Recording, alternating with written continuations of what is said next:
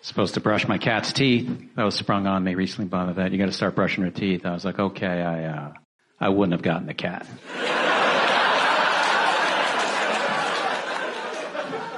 Just saying, had I known, I wouldn't have considered it for 1 second. But it's too late. I love her. So I went on YouTube looking for tutorials how to brush your cat's teeth. Thought there might be one or two. There's thousands of them. All the same, none of them are helpful.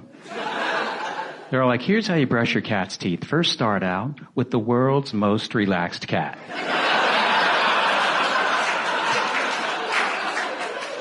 Stand up.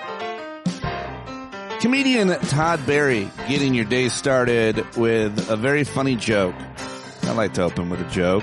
Not always. I like to surprise you. Sometimes it's cold opening. Sometimes it's a joke. Sometimes, it's just the music. As always, happy to have you here. I've got two great guests joining me today. First, I found an awesome expert to talk about Venezuela from NYU, historian and PhD, Dr. Alejandro Velasco. And I had a great conversation yesterday. You might have seen it if you were watching live on YouTube or Substack or many of the other platforms that I broadcast my interviews, generally speaking, most of the time live on. If you want to listen to that right now, skip the news and skip the clip show. You can jump to my conversation and learn a lot from Alejandro Velasco. It begins at 49 minutes. Also yesterday, I caught up with actor, comedian, writer, podcaster, and one of the members of the great CNN show, Have I Got News for You, that's just been renewed for a fourth season. It's Michael Ian Black. That's right, back on the show. Always fun hearing from Michael, reading Michael, and he and I have developed a pretty good rapport and friendship, so that conversation is real good as well. If you want to skip to that conversation, you're in the mood for little Michael Ian Black and I, which also was live yesterday on YouTube and Substack. It begins at 1 hour, 12 minutes. But I do have your headlines and a clip show. It's a great clip show. I want you to stay for the clip show, and I'm very happy that I have you here. After the show today, I will head down to Washington, D.C. to commemorate January 6th. It is a pretty important date that we should not remember, and I think that it gets pushed out, and they are doing their best to erase it. They won't even put that plaque up outside where all of those J6 insurrectionists tried to break into the Capitol and really ended up breaking the bodies of many Capitol police officers. And so I'm headed down to D.C., and then tonight around 6 p.m., Jim Acosta will be going live at the National Press Club with several of those police officers, my friend Glenn Kirshner, Adam Kinzinger, and more. And I'll be there talking to many of those people, hopefully, and others in attendance tonight. So check that out, and have a whole bunch of, hopefully I'll get some conversations and have them here for you tonight or tomorrow. All right. Probably, I'll try to go live too if the Wi-Fi in the National Press Club in D.C. works. So there you have it. Headed down to D.C. It's January 6th, and we should be talking about that, but we have to talk about a whole bunch of other issues, of course. So let's get to your headlines and your clips. And remember, I can't do this without you. I don't do it for free. Many of you listen for free, but if you could send money to the company, that'd be great. It's patreon.com/Pete Dominic, or you could always Venmo me if you want to give me a bonus or a one-time payment. That is an option available to you as well. My Venmo QR code is in the show notes if you need it. At Pete-Dominic. All right, let's get to the headlines. It's Pete's Headlines and Clip Show. Get in on the shit show. I want to start with a headline I think probably didn't get as much attention because we invaded a foreign country and snatched and grabbed their leader, and a lot of attention is being paid to that. But yesterday, the now corrupted Center for Disease Control and Prevention, which believes that vaccines just have cheese in them, announced unprecedented overhaul of the childhood vaccine schedule that recommends fewer shots to all children. Well, I just thought I'd give you some quick responses. One very smart expert I read is a professor of global health and infectious disease at Stanford said there was, quote, an incredible lack of transparency behind the new schedule. So the decisions, they don't know why. It was posted anonymously. No one's putting their name on it. Apparently there's no data, no papers, no discussions at all that are cited in this quote-unquote exhaustive research. So we have no idea who made these decisions and why they were made now. That's what the experts are saying. Another said, an infectious disease specialist at Stanford Medicine said, the change could have a dramatic effect on vaccine uptake. It's really the most significant weakening of childhood vaccine recommendations, I would say, in modern American history. The director of the public health for the city of Cleveland says the best case scenario is that nothing will change. The worst case scenario is that this causes more confusion, more distrust, lower vaccination rates, and then just this trend of political parties and ideologies determining which vaccines people should get. There's no rigor or reason to reduce the number of shots just because another country did it. It just doesn't make sense.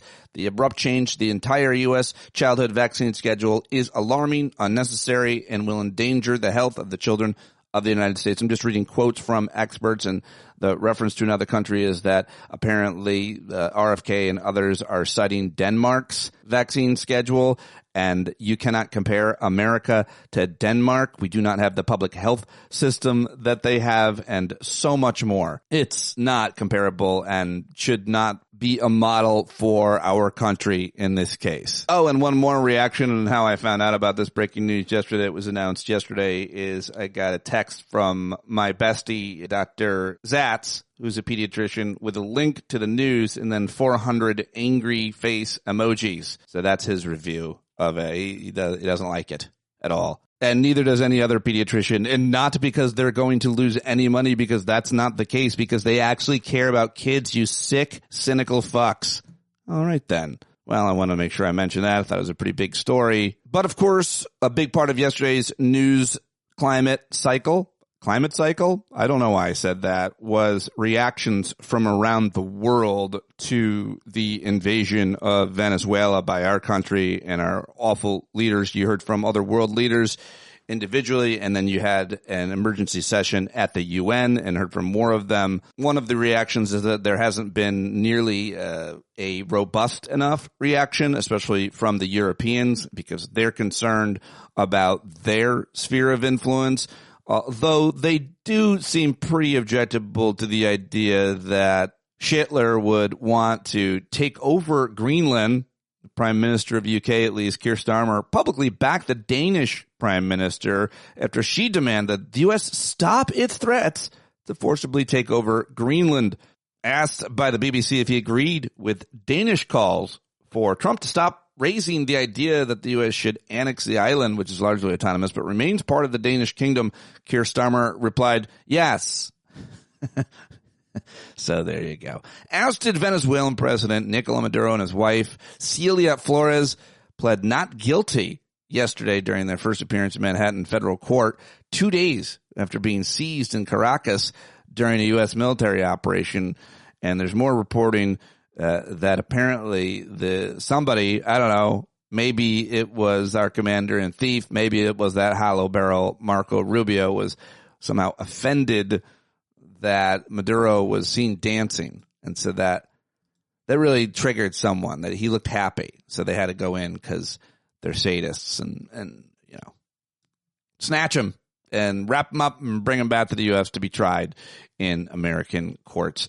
The United States was condemned by an emergency meeting of the United Nations Security Council yesterday for what even its staunch allies called a violation of international law in the capture of the Venezuelan president and the military incursion into a sovereign state. The deputy French ambassador denounced the assault and Mr. Maduro's apprehension, saying it, quote, chips away at the very foundation of the international order. Yeah, I think that's what I'm hearing from everybody. The international order, international law is dead. You can do whatever you want. There's no standards. There's no law. Doesn't mean anything. Danish Prime Minister warned yesterday that the long-standing NATO alliance would end if Trump ordered an attack on Greenland, which is, of course, semi-autonomous territory of the Kingdom of Denmark. We got more discouraging economic data yesterday. According to Steve Bannon at Maddow blog, the White House will choose to ignore this. U.S. manufacturing activity slumped to a 14-month low in December, with new orders contracting further and input costs grinding higher as the sector continued to bear the imprint of Con Juan's import tariffs. In Wisconsin, that state judge Hannah Dugan, who was convicted last month of obstructing federal agents attempting to arrest undocumented immigrant, has resigned from her position in a letter to the governor, Tony Evers. Her resignation is expected to take effect immediately. Following news that the Kennedy Center's board of directors voted to add Dopey McGropey's name to the venue, a growing group of musicians and artistic groups have canceled upcoming events at the arts institution. The list is getting longer by the day. So, yeah, looking good. All right, a couple more news stories. Yesterday, sadly, we learned that Governor Tim Walz, who gained national attention in 24 as Kamala Harris's running mate, announced that he would no longer seek re-election to be governor of Minnesota next November. Senator Amy Klobuchar woke up and said, "What's this?" And now she's considering vying for the office. Walz said that the widening scandal over fraud in the state social services programs has persuaded him to drop out of the race. That and people driving by his house every day and calling his just screaming the word retard.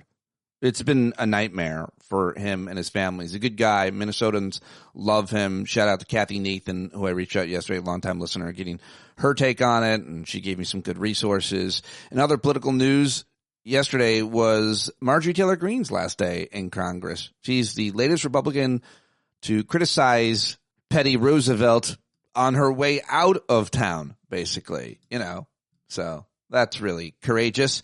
Yesterday, Defense Secretary and DUI hire Pete Hegseth started actions against Senator Mark Kelly, who, is like fourth generation military. He and his brother were in the Army, in the Air Force, was it? In the Navy? No, Navy, right? Flew jets. He was a commander of the space shuttle like twice. Anyway, so stupid. Pete Hegseth is demoting him and reducing his pay. It's really ridiculous. He was on a Daily Show last night. I didn't get audio of it, but he's pissed and not taking it very, very well, as he shouldn't. And Pete Hegseth is going to get justice someday. There's no doubt about it. That dude, it's coming for him. I hope it's real humiliating. A man was taken into custody after the Cincinnati home of the Vice President J.D. Vance was vandalized. And if you see a picture of the man, you realize that I think he probably was just looking for his father, J.D. Vance, because it's uncanny how much they look alike. The guy who vandalized his home. I think he was just looking for daddy, his real daddy.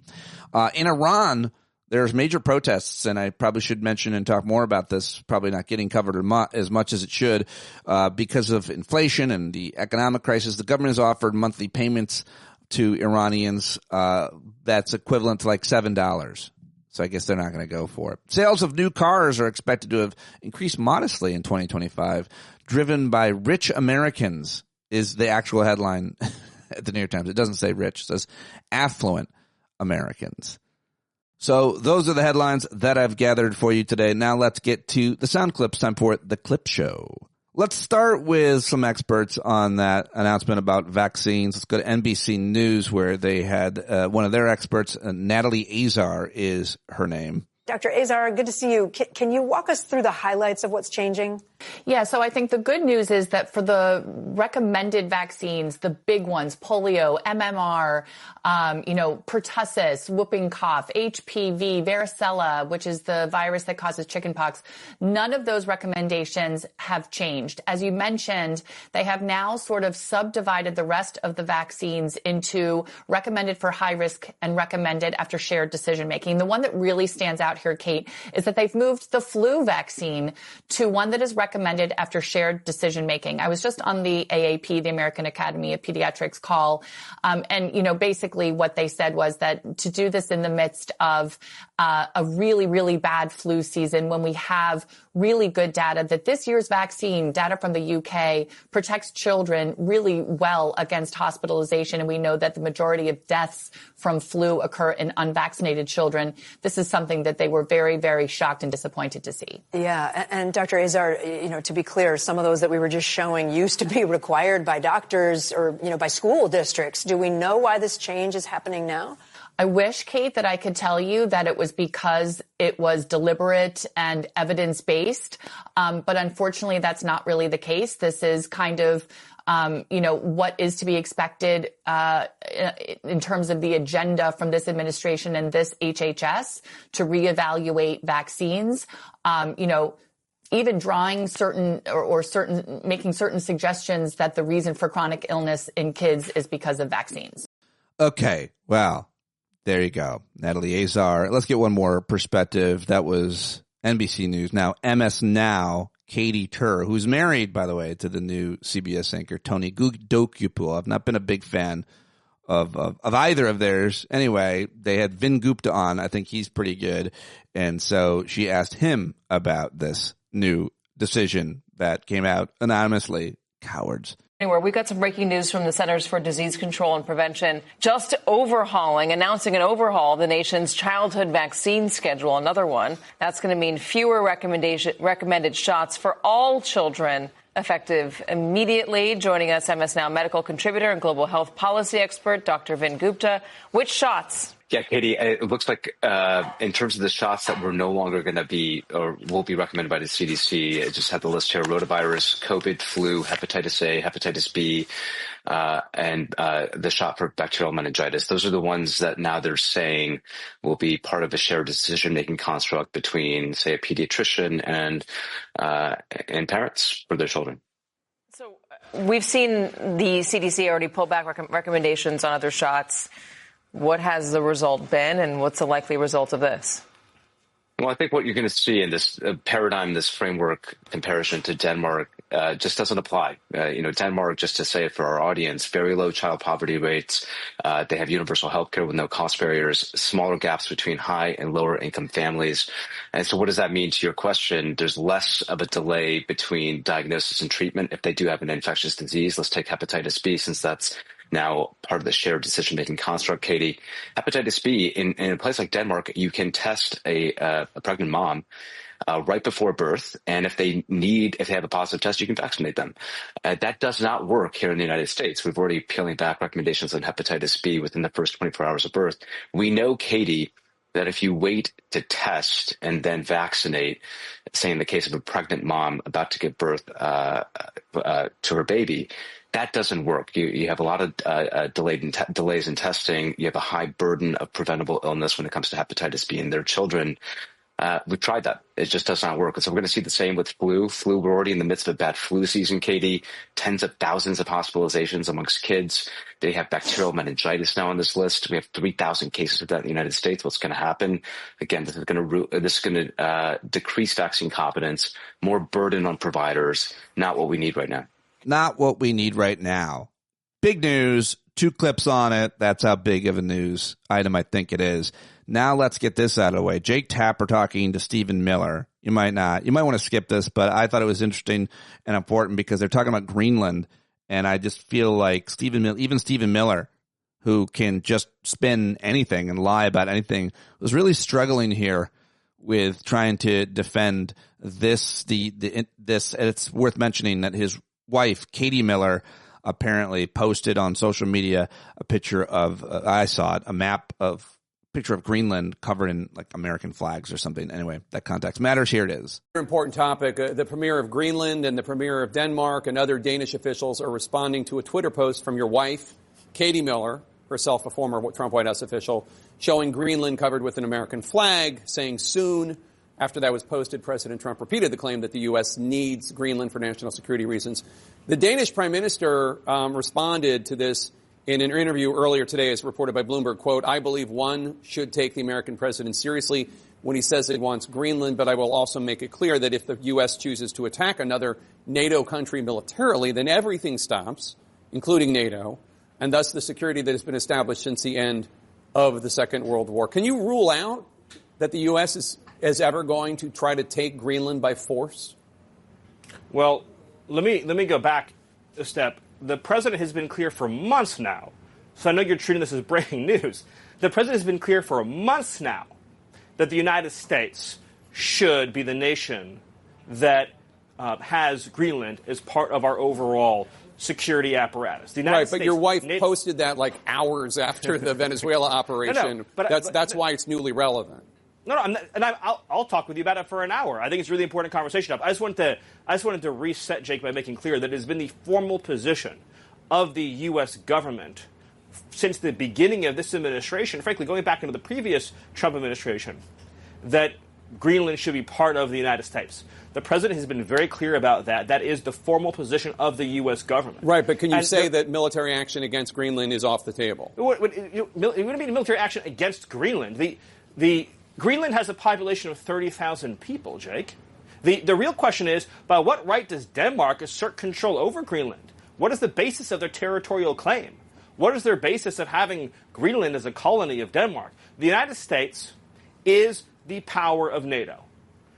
For the United States to secure the Arctic region, to protect and defend NATO and NATO interests, obviously Greenland should be part of the United States. And so that's a conversation that we're going to have as a country. That's a process we're going to have as a community of nations. So you can't take it off the table that the U.S. would use military force to seize Greenland.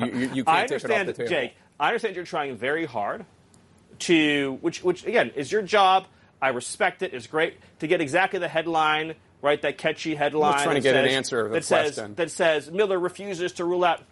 The United States should have Greenland as part of the United States. There's no need to even think or talk about this in the context that you're asking of a military operation. Nobody's going to fight the United States militarily over the future of Greenland. So one last question, Stephen. Doesn't make any sense. One last question.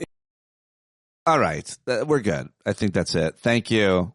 Idiot. Terrible, terrible person. One of the worst. All right. Now let's move on to more reactions. Yesterday, here is Congressman Hakeem Jeffries. He's the highest ranking Democrat in the House.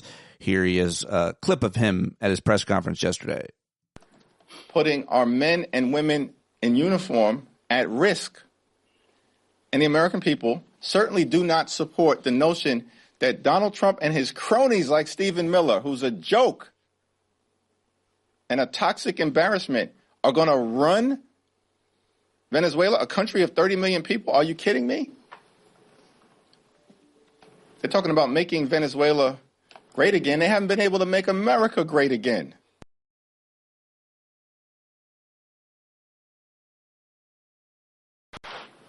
But that cannot mean continued military action that's rogue, that doesn't seek congressional approval, and that seems designed by Donald Trump, who explicitly, I think more than 24 times over the last 48 hours, Donald Trump has referenced oil in Venezuela, more than 24 times. And that's not something that the American people are interested in seeing. Lives lost from our men and women in uniform, and involving ourselves in another quagmire similar to what happened in Iraq and Afghanistan. That's beyond dispute. The American people aren't with it. House Democrats aren't with it. And the last thing in the world we need to see is the Trump administration running Venezuela. Focus on the American people and actually solving the many challenges that we have here in our country, which you have failed to do since being inaugurated on January 20th of last year. All right. I took out a couple of the pauses. There's so many long, dramatic pauses that Jeffries has in there. Give him time to think about what to say next. He does a pretty good job at talking most of the time. Anyway, I took some of the pauses out.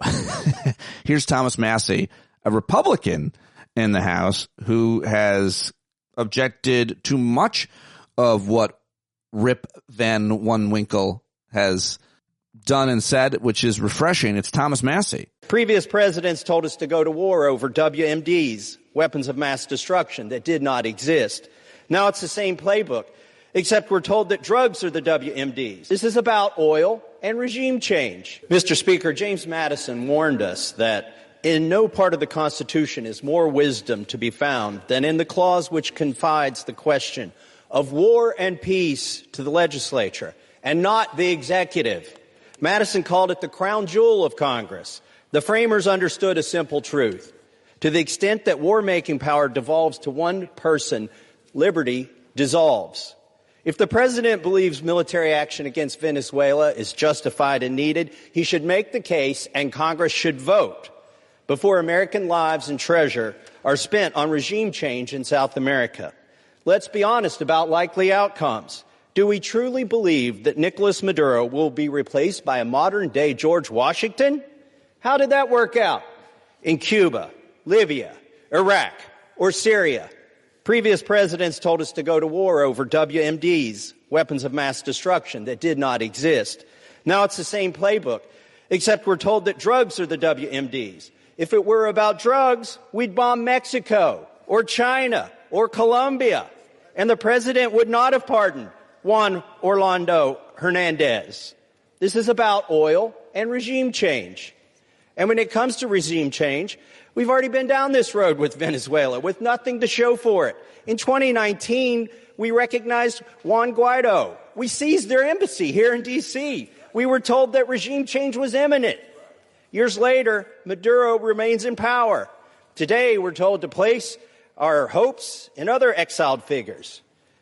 Edmundo Gonzalez and Maria Corina Machado. I wish them well, I do.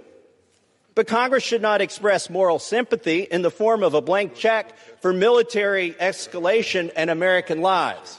And let's take a moment to acknowledge the contradiction at the heart of this policy. This administration tells us that the Maduro regime is made up of narco-terrorists, and by escalating toward war, we would predictably create countless refugees. At the same time, this administration has moved to end temporary protected status for hundreds of thousands of Venezuelans and deports them back to the very regime it condemns. So which is it? Are we prepared to receive swarms of the 25 million Venezuelans who will likely become refugees and billions in American treasure that will be used to destroy and inevitably rebuild that nation? Do we want a miniature Afghanistan in the Western Hemisphere? If that cost is acceptable to this Congress, then we should vote on it as a voice of the people and in accordance with our Constitution. And yet today, here we aren't even voting on whether to declare war or authorize the use of military force. All we're voting on is a war powers resolution that strengthens the fabric of our republic by reasserting the plain and simple language in the Constitution that Congress must decide questions of war. I urge support for this resolution, and I yield back. Gentleman, time had expired. All right, there you go. Thomas Massey, your time has expired. Thought that was pretty good. This is pretty good. This is Democrat Jason Crow. He went on Fox News into the viper den of Martha McCallum, who is just one of the absolute worst. She does not get nearly enough criticism for towing the line for fascists. Anyway, Jason Crow, good that he went on and good that he pushed back and told her how ridiculous it was. Listen to her questioning, though. About 100,000 Americans dying of drug overdose, most of those drugs coming from Venezuela and other places, Colombia certainly as well. That's actually not true. It's not true that 100,000 Americans. The majority of the deaths by drugs in America are the result of meth and fentanyl. Almost none of that comes from Venezuela. So you're okay with massive amounts of cocaine traffic coming into the United States from Venezuela? No, I'm not saying that either. What I'm saying is if we want a real drug strategy, if we want to stop fentanyl and meth, which is largely what's killing our children and devastating our communities, then we need a real drug strategy to do that. But actually going and deposing a foreign leader and capturing them and now saying we're going to run the country, as Donald Trump just said on Saturday, he was indicted by the U.S. Justice Department. So we should just not follow through on action and indictments of our own Justice Department to bring him to justice in the United States? Otherwise, what's the point of these sorts of indictments? That is not at all what I'm saying, right? There are thousands of people who are indicted. But just because somebody is indicted, does that mean that we go and depose a leader and actually say we're going to run a country? All right, Jason Crow, good stuff. Oh, you're okay with the cocaine coming in? It's just a stupid thing to say. All right, here is this guy, Niall Stanger. He is an Irish American. That's where the accent comes from. But he works for an American media outlet called The Hill, thehill.com. And he was on C-SPAN yesterday telling us all what we need to do. Important for those of us in the media to state facts where they plainly exist, even if some people from political positions don't want those facts to be acknowledged. What the United States is involved here in Venezuela is clearly a imperialist or colonialist effort. President Trump was asked on Air Force One last night, who's in charge of Venezuela? He said, we're in charge. That means that the United States has used its military might to take control of a foreign country. President Trump has been abundantly clear that extracting oil from Venezuela is a driving force in that effort.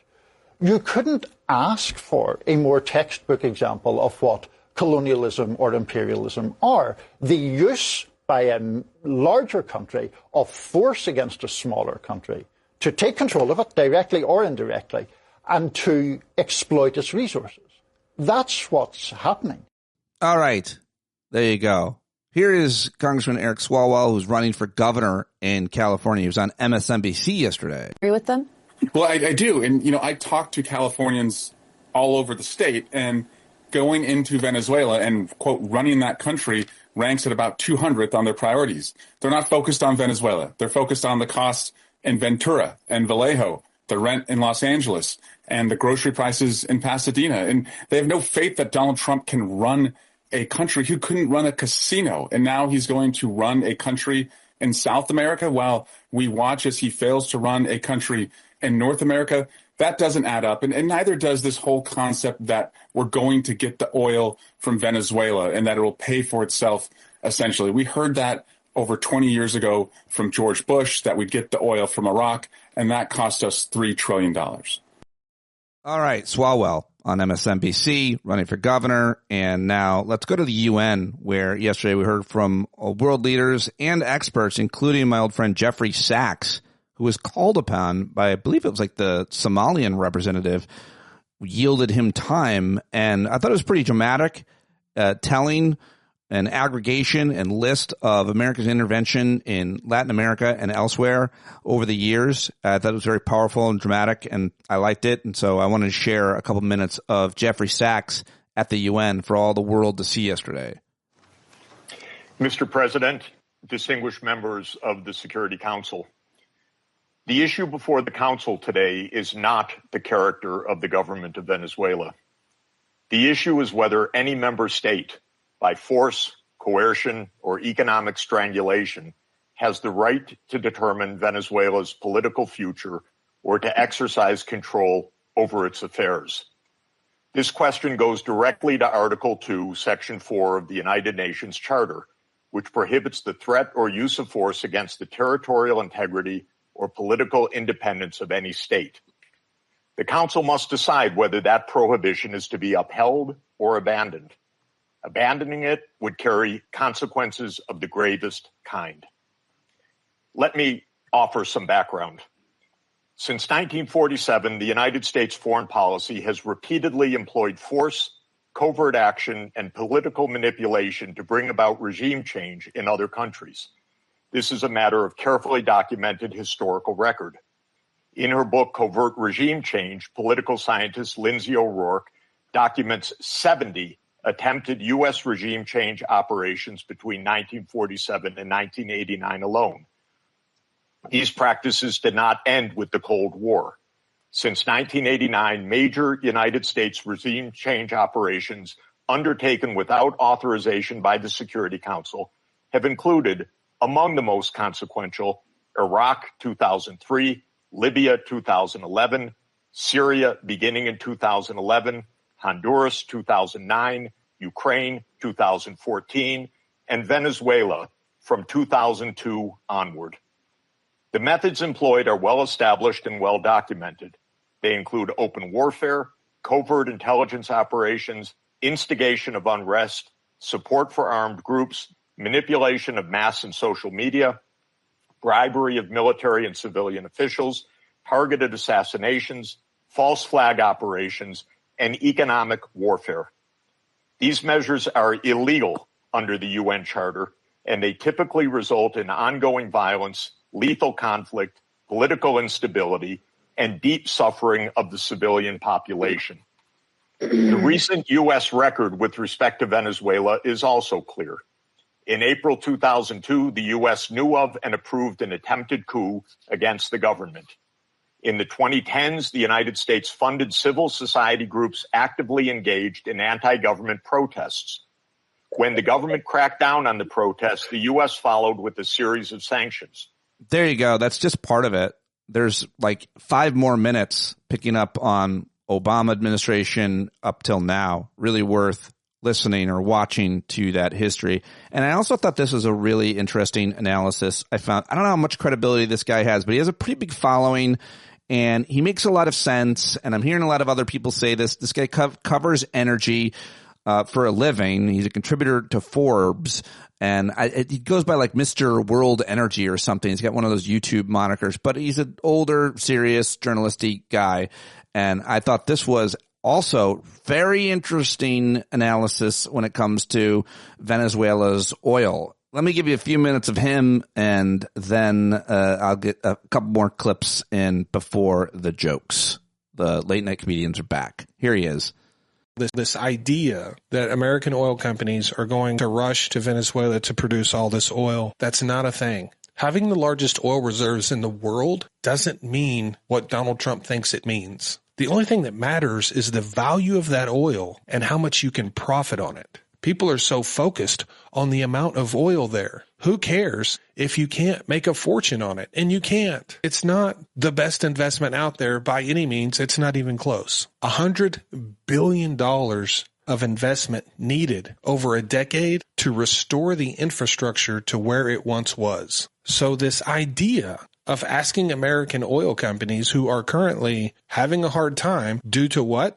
Donald Trump's policies with OPEC, laying off people, cutting their budgets, cutting CapEx, laying down rigs. These companies are going to go invest $100 billion in Venezuela in an unstable country? It's ludicrous. And people will say, well, Chevron is there. Not really. The reason Chevron is there is because they took a 20% stake in PDVSA, which is Venezuela's state-owned national oil company. They lost $4 billion.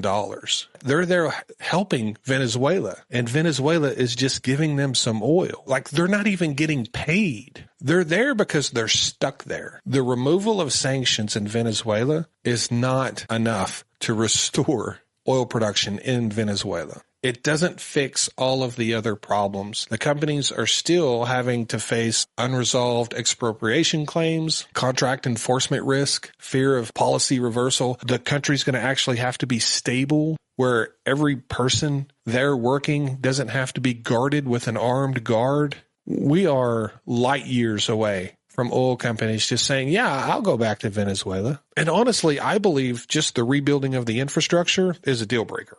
Oil companies in the United States can put their money anywhere they want. They don't need to spend $100 billion in Venezuela to try to make some money. To think that they would is just ridiculous. You have a very heavy, sour, high sulfur oil that is very expensive to produce, to lift, to process. They have to build all new refineries that require constant maintenance. A petroleum engineer that works in Venezuela for the government, do you know what their salary is? $5 a week. A lot of those people don't get paid anything. And with this nationalized oil company using slave labor, the country is still poor. It's not a highly profitable proposition to go to Venezuela. So the idea that U.S. oil companies are going to go down there is another example of Donald Trump meddling in the global oil market. The last time he meddled in the global oil market, we got handed the OPEC 2020 deal. Probably one of the worst deals in history. To support his oil company cronies, went to MBS and Putin and said, please reduce production. That was the day inflation started. So you can take all you want and blame it on the Biden administration, but it started with Donald Trump. So if we went there for the oil, which I believe we did, that was, I think we took the country because Donald Trump wanted to say he took the country, wanted to show force, he wanted to show strength. Oh, and also it's a distraction from the Epstein files. And whatever else. We're not going to see a bunch of oil produced in Venezuela. That's not a thing. You see representatives from big oil touring Venezuela, making statements. Don't mistake that diplomacy for a real interest in returning to the country. Big oil is going to play a game with Donald Trump. Don't mistake that for cutting a check. Those things are miles apart. Well, I thought that was interesting analysis. Hopefully you appreciated it and learned as much from that dude. Hopefully that's accurate analysis. I don't know. But yeah, they're playing a game, and we'll see if they sign any contracts. All right, here's Minnesota Governor Tim Walz yesterday announcing that he will not seek re-election. Just a quick clip from that. And online, I don't want to mince words here. Donald Trump and his allies in Washington and in St. Paul and online want to make our state a colder, meaner place. They want to poison our people against each other by attacking our neighbors. And ultimately, they want to take away much of what makes Minnesota the best place in the country to raise a family. They've already begun trying to withhold funds that were meant to help families afford child care. And they have no intention of stopping there. Make no mistake, we should be concerned about fraud in our state government. We cannot effectively deliver programs and services if we can't earn the public's trust. That's why over the past few years, we've made systemic changes in the way we do business. All right, a little bit from Tim Walz yesterday, and let's get back to the big story that everybody's being distracted from. It's the Epstein files. Here's Robert Garcia, congressman from California, talking to Jen Psaki on MSNBC. This is Sunday night. I mean, I don't buy that. I just don't see how you have that many documents. This is a critical, well-publicized case. Everyone is talking about the Epstein files. And didn't Pam Bondi already have these on her desk? Susie Wiles, according to Vanity Fair, had already seen them. So this idea that somehow this is somehow new to them, or they just happened to find 1 million new documents, is just not believable.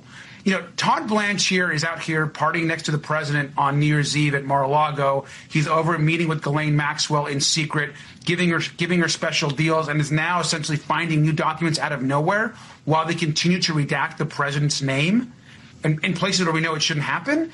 This is a directed White House cover-up by the president and the attorney general. I mean, there's no question of that. And I think the American public now see that, and it's very clear.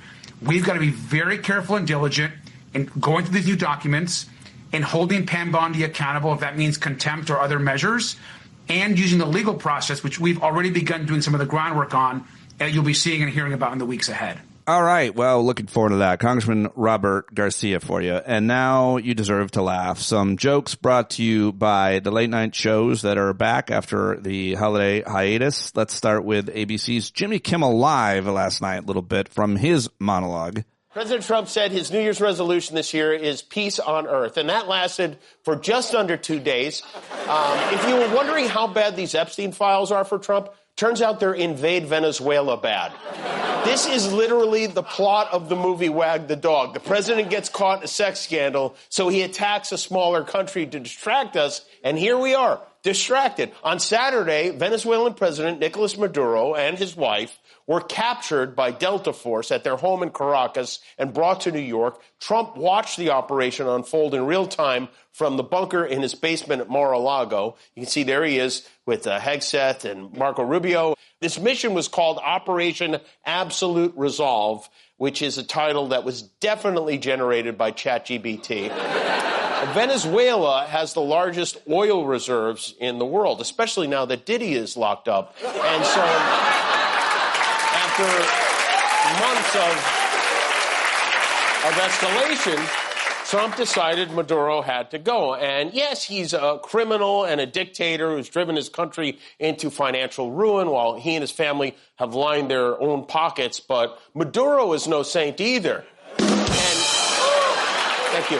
So with Maduro out, the question is, who is going to run Venezuela? And the answer is this guy. We're going to run the country until such time as we can do a safe, proper, and judicious transition. So we are going to run the country until such time as we can do a safe, proper, and judicious transition.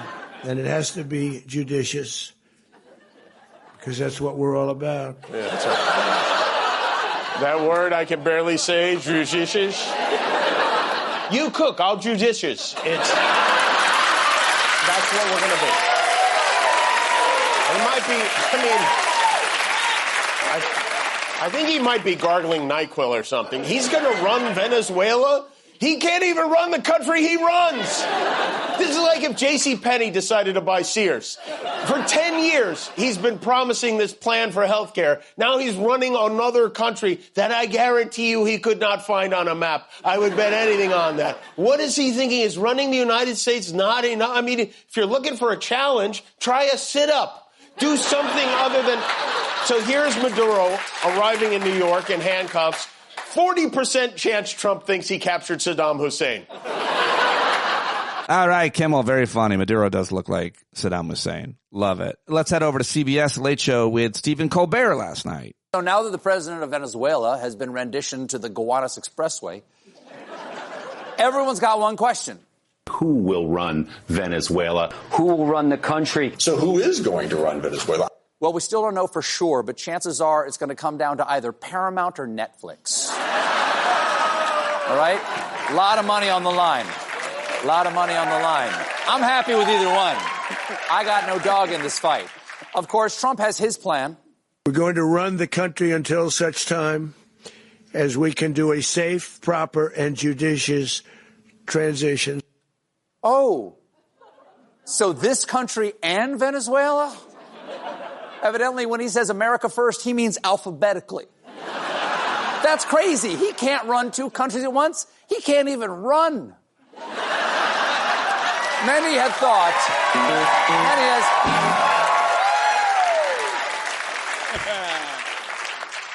many had thought the country would be now led by opposition leader and Nobel Prize winner Maria Corina Machado, but Trump refused to back Machado, which sources close to the White House said stemmed from her decision to accept the Nobel Peace Prize, claiming that if she had turned it down and said, I can't accept it because it's Donald Trump's, she'd be the president of Venezuela today. But don't worry. No. Do not worry, Miss Machado. You can fix this simply by promising to change the name of the country to the Donald J. Trump Memorial Venezuela. And gift shop. Where was I? Okay, right now, the leader of Venezuela is Delcy Rodriguez, who is Maduro's vice president. So technically, it's not regime change, it's regime same. We have arrested Skeletor and appointed the new leader of Eternia, Mrs. Skeletor. Still Skeletor stuff. It's still Skeletor stuff, but now it's a lady. Skull's got lipstick right here. Little bow. Now, Rodriguez may be in charge, but only as long as she does what the U.S. wants. Because on Sunday, Trump said, if she doesn't do what's right, she's going to pay a very big price. Probably bigger than Maduro. Maduro is in a hellhole in Brooklyn. What's worse than that? Is he going to send her to Staten Island? So... Love you, Stat. All right, very, very funny, and there you go. All right, let's now get to my guests. Time for my first guest is an expert on Venezuela. He went to Duke. He's from Venezuela originally. He has been covering the issue for 25 years, written books, many articles, and I was very happy to catch up with him yesterday. He's been doing a whole bunch of appearances. He was generous to sit down with me. It's his first time on the show, so be nice. Dr. Alejandro Velasco, and if you want to jump ahead, my conversation with Michael Ian Black starts about an hour 12, but I really enjoyed this. I learned a lot from it. You could watch it if you want to. It's on Substack and YouTube at Stand Up with Pete. Let's do it right now. Well, as promised, I found an expert because that's what we try to do here. We try not to be ignorant. We try to learn from people who know what the hell they're talking about. I can find very few people in America who speak great English, as a PhD, now at NYU, went to Duke. Professor Dr. Alejandro Velasco joins me now. Really happy to have you here to learn from you. Thank you so much for doing this. No, thank you. I really appreciate it. My first question is, why should, it be in the public's interest, the American public, the listener of American podcasts and shows, to listen to voices and experts who understand Venezuela's culture and history and economics and politics? In part for the obvious reason, right? Because the U.S. now has a very significant stake in Venezuela, quite literally, as well as, more figuratively. And so, that in itself should suggest that there should be some attention paid by the American public beyond just headlines in media. But I think the deeper reason is because precisely, before this moment of U.S. intervention in Venezuela, as we saw over the weekend, a lot of the discussion on Venezuela was really polarized, and I would suggest like pretty simplistic, right? It's sort of like Maduro and Madurismo and everything that he represented in terms of the prior era of Hugo Chavez's rule. Bad, negative, communism, etc., and opponents to that, good. There's a clear kind of narrative, and a lot of the work that I've done as an historian and also somebody who grew up and was raised in Venezuela has been to try to unpack that a little bit to sort of say that actually what Venezuela needs in order to get out of this polarization is to lean into complexity, right? Is to sort of reject simple narratives. And so I think at this heightened moment of really deep stakes, we really need to lean on a more complex reading of the situation rather than just be satisfied with a simple narrative. I really appreciate that about that answer and your work. And I like to think that's what I'm trying to do here is get to the nuance and the gradation of things. And everything is so complex as opposed to what people are posting right now in one or two words on Facebook or whatever else. See, socialism always fails, or Trump's not a king, and all these ridiculous things, political, and obviously liberals and progressives who are just often as ignorant about this, but maybe a little bit more curious about it. That's why we have to talk about the complexities. The other main question, I feel like in this era that we're in now with AI and you can find whatever truth you want, it still feels imperative to me to try to understand the interest of the people most impacted, the Venezuelan people. How complex is their reaction to what has just transpired on their country? Is there a lot of complexity there? Huge. And I think that, the first complexity, the first way to nuance this to say is that there's a Venezuela that is outside of Venezuela, and then there's a Venezuela that's inside Venezuela. And the two are kind of moved by, very different both interests and, of course, motivations. As, some of your listeners may know, Venezuela has experienced a massive amount of out-migration over the last 10 to 15 years, somewhere up, the numbers fluctuate somewhat, but at least 8 million, maybe even as many as 9 million, that's a quarter of Venezuela's population, have left. Initially, I think that was mostly upper class, but over the last 5 to 10 years, as Venezuela's economic crisis has really, tanked, you see much more like working class sectors, leave on foot across the Darien Gap in Panama, in Colombia, and then in Panama, and then make their way elsewhere to the hemisphere or the world. And so for Venezuelans abroad, I think the reaction to what's happened is one of both at the same time hope, right? I think that, for them, they would like to see a return to, stability and some form of democracy in their home country so that they themselves can return. But for Venezuelans in Venezuela, the story is different, of course. They are the ones who are bearing the brunt of bombs that are falling or potential invasion or the threat of additional intervention. And, we've already seen upwards of 80 people killed as a result of the raid on over the weekend, right? And so for them, and of course, they're also, under the specter of a really authoritarian government that has made no, apologies for repressing the population when it feels like it's in its interest. So, for both of them, for these two Venezuelas, there's a very mixed reaction. And I would summarize it in this way, which is, okay, Maduro is gone, but everyone in Maduro's inner circle remains. And so what do we do with that? The Trump administration took this measure of intervening in Venezuela, but now it's saying it's running the country and it wants its oil. How do we measure that against our aspirations for democracy? It seems like messages were mixed or wires were crossed at some point. And so there's a sense of, okay, things have changed, but have they really? Where do we go to find reliable reporting on what's happening right now in Venezuela? My understanding, well, not only in this case, but in any case similar, the next 3 days, few weeks are the most crucial. So much happening right now in that country. I'm guessing, how do you know? How do you know what's happening? Who is involved? Who has interests? Who is in charge? Who's got the power?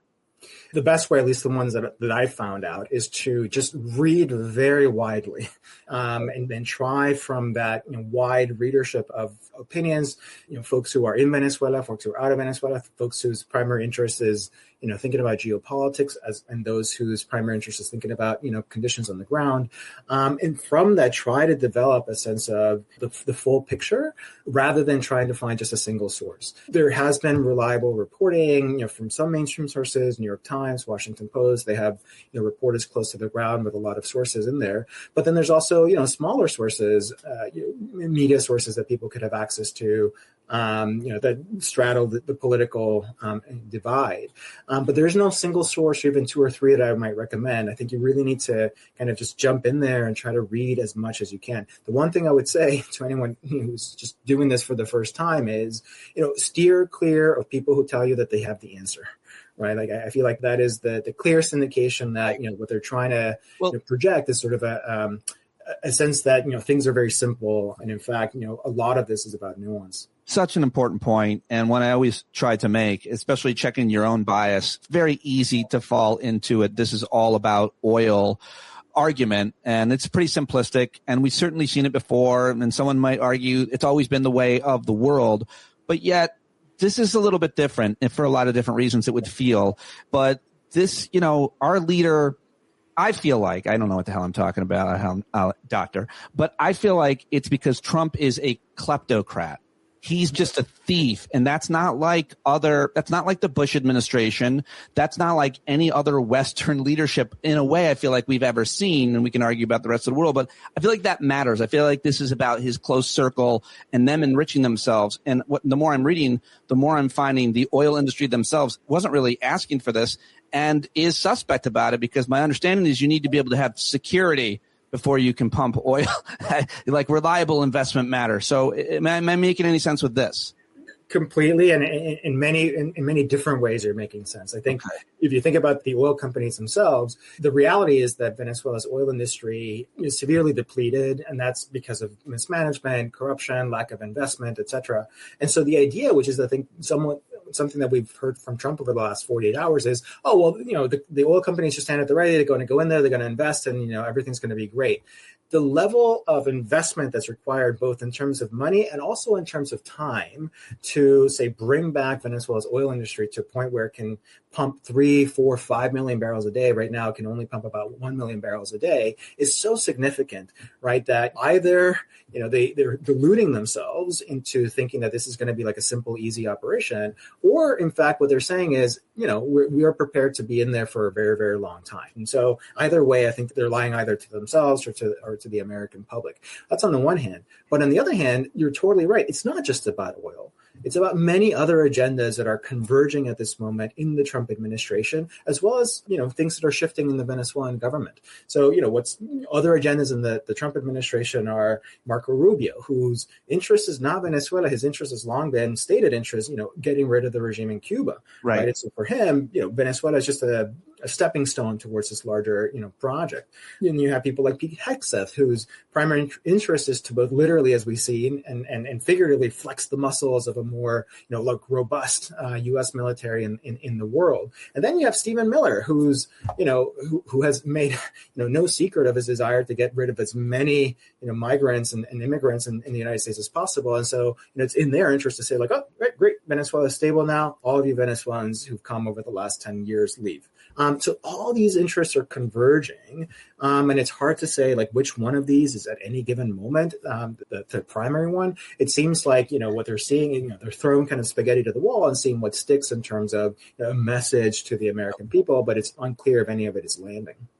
I would take your domestic political analysis above most people, but I talk to a lot of smart people about domestic politics. I'll just ask you this one question about the first factor you mentioned there, which is domestic politics, which is why everybody seems to be saying, all the smart people I like and trust seem to be, this is probably the most specific wag the dog operation we might have seen ever by an American president, meaning he's in trouble domestically at home, the Epstein files. Obviously, the Jack Smith thing came out, testimony. A lot of people were talking about that. But, the weather was right and the moon was low and they knew exactly where their boy was and they went and snatched him. That's what this was. This was a police action, it would seem. There's not a huge occupation, but this was to not only wag the dog to distract, but also it would seem to adhere to this new crazy protectionist American first strategy, as well as tell all of our hemisphere, we will come and take you in the night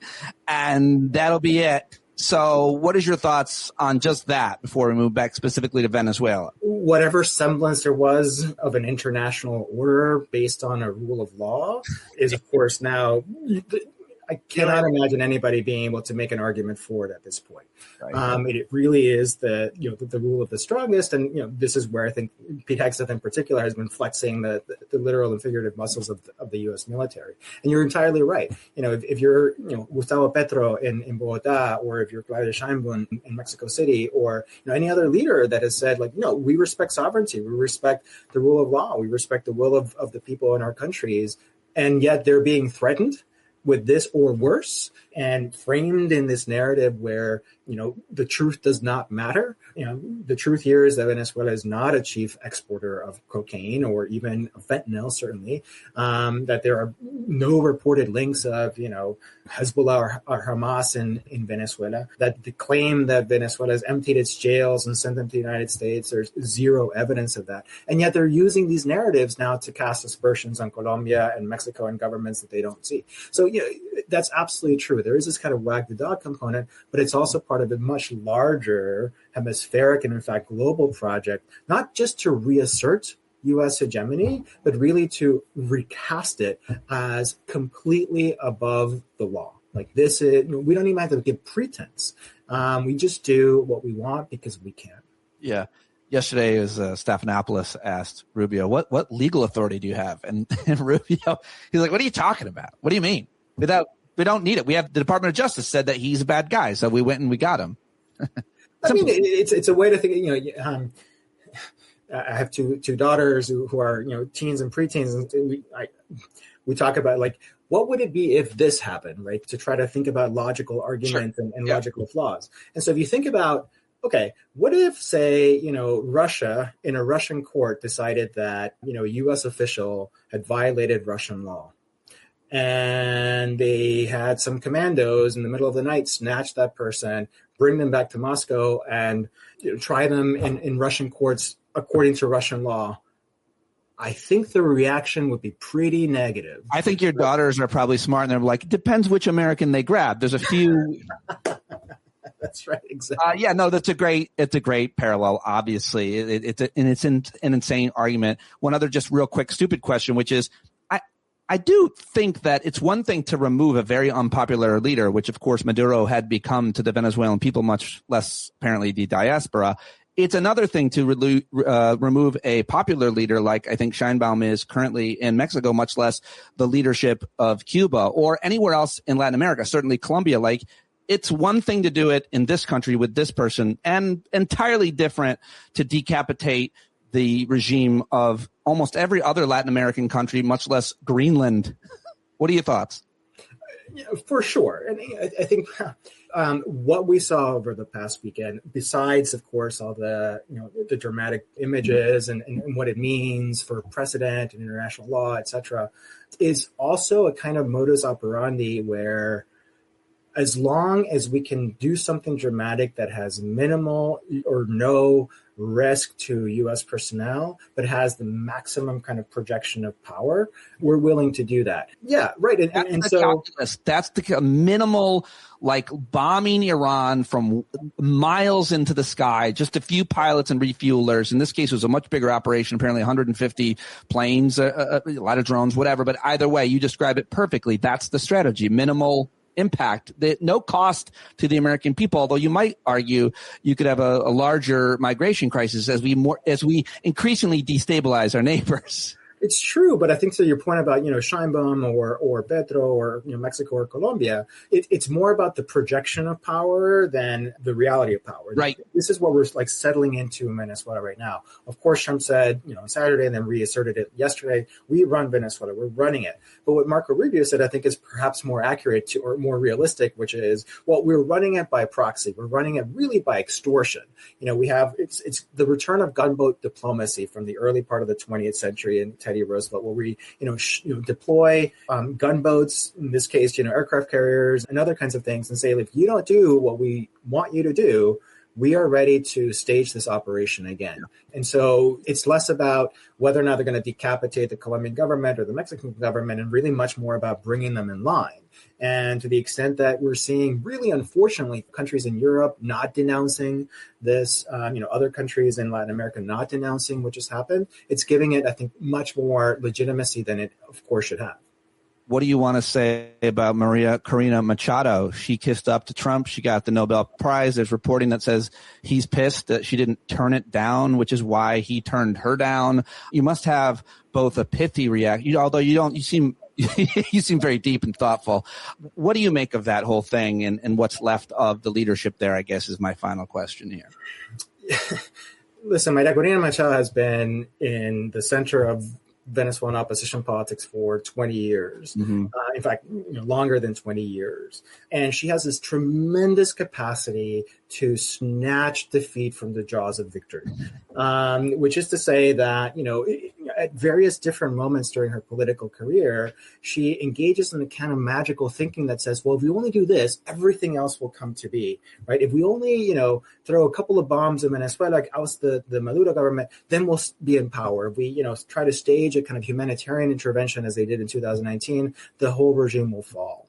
On and on with these kinds of examples. And so I think the issue here with Maria Corina Machado is that, yes, of course, she kissed up to Trump, but I think she massively miscalculated who Trump is and what Trump wants. I think what she offered to Trump was democracy first, deals later. And I think what Delcy Rodriguez and her team in Venezuela rightly understood is Trump wants deals first, not democracy at all. Like, he doesn't care about democracy, right? And what they offered him was like, here, we'll give you two things. We'll give you Maduro's head on a platter. That way you get your showy, spectacle of empire.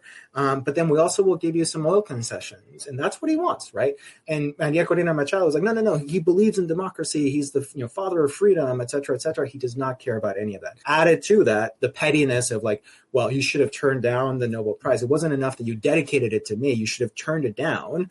And then we start to see a picture where Maria Corina Machado, as we say in colloquial Venezuelan Spanish, no va pa'l baile. She's not going to get a dance partner.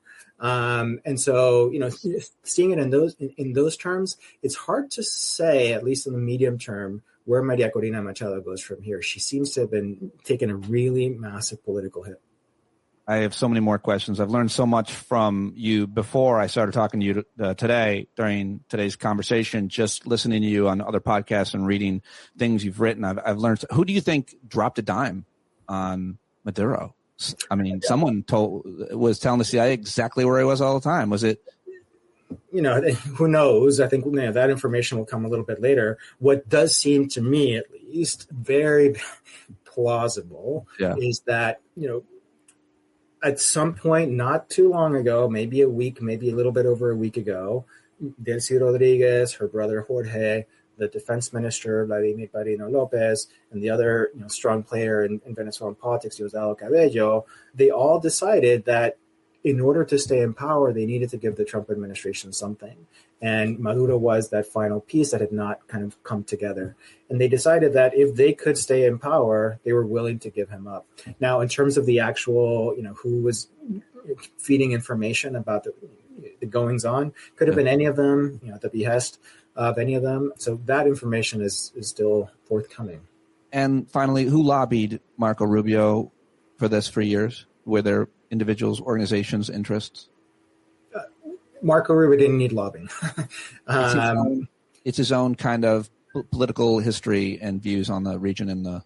Yeah, he did not need any convincing. I will say this: I do think that the major role Maria Corina Machado and her wing of the Venezuelan opposition, which is, it should be noted, is not univocal, the Venezuelan opposition.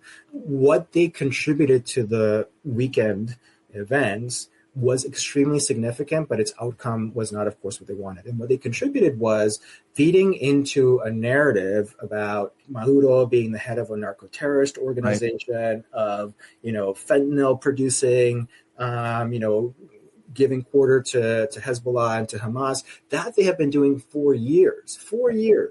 And to see it over the last few months being taken up so dramatically by U.S. officials as the pretext for what we saw over the weekend, it should call into question some of their credibility. So we'll see. Maybe we should call into question the credibility simply because these are the same people from the same political party for sure that have already done this. Fentanyl is this time's WMD.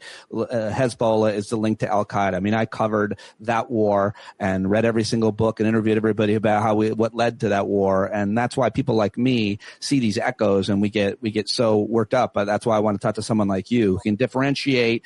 It's a different time, it's a different country, it's a different conflict, and there's a lot that needs to be learned. So thank you so much for teaching us. I found you just through your academic work and appearances on other shows. Is there something that we can plug for you? A book? Where do you post most on social media? I post a lot on X, but I also I'm doing op-eds all over the place. So if you just type my name on Google, it'll come up. I hope we get to talk to you again, and really appreciate you joining me. Thank you. All right, there he goes, Dr. Alejandro Velasco. Good stuff. I learned a lot. And now it's time for a conversation with my friend, comedian, writer, content creator, podcaster.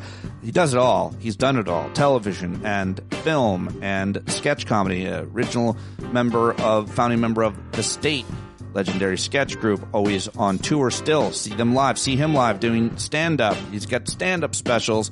And, of course, you can watch him on CNN's I've Got News for You. And he's got an accompanying podcast, which is also great, called Have I Got News for Your Ears? And I was recently a guest on that. Read him on Substack. Go subscribe over there where he's great, a great writer, a great friend. Always love his perspective. Makes me laugh, makes me think, and very generous. Let's do it right now with Michael Ian Black. Oh, man. Oh, yeah. Look at who I got. A big name. Yes. Big name. Big name, very recognizable face, a famous American known for so many things.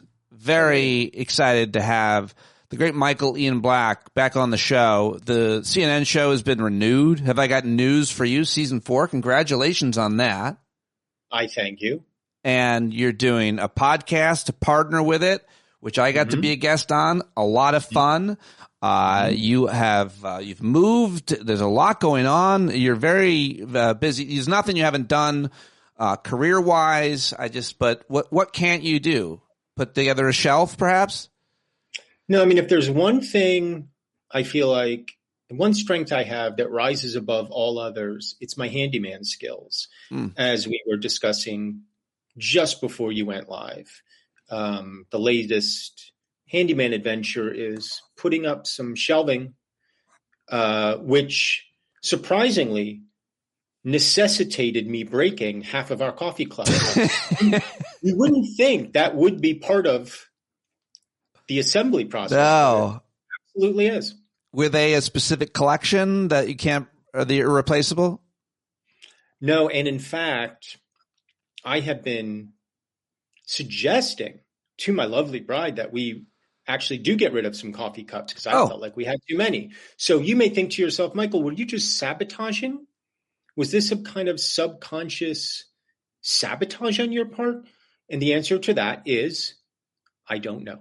But maybe it was in there. All right. Well, I'm glad there's not too much guilt about it. But it is impressive. I mean, there's nothing career-wise. You've done it all. You've written books. You have done every type of live performance in the world of comedy, television. I just saw you the other night. I have forgotten, and I watched Superman again. And there you were in the latest Superman, a huge movie, a James Gunn movie. Could you land a small one propeller plane if the pilot died and you had expert on a headset like they see in movies that you've probably been in? Could you land it? How many coffee cups are involved? There's no coffee cups there. And It's no.